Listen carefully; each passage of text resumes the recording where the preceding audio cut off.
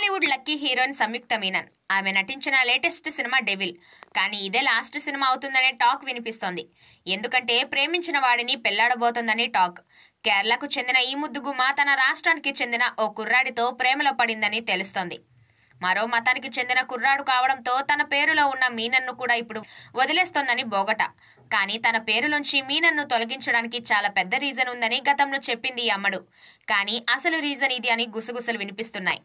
మొత్తం మీద పెళ్లిపీట లెక్కబోతున్న ఈ భామ ప్రస్తుతానికి సినిమాలు ఏవీ ఓకే చేయలేదు.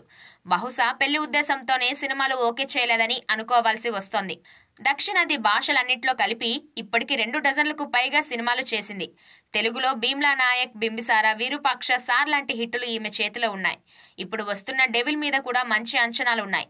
హోమ్లీగా కనిపిస్తూ మిడ్ రేంజ్ హీరోల సరసన మంచి పాత్రలో కనిపించిన సంయుక్తకు తెలుగునాట మంచి డిమాండే ఉంది. కానీ ఎందుకో సినిమాలు ఓకే అనడం లేదు. ఇది రీజన్ అని ఇప్పుడు వినిపిస్తోంది.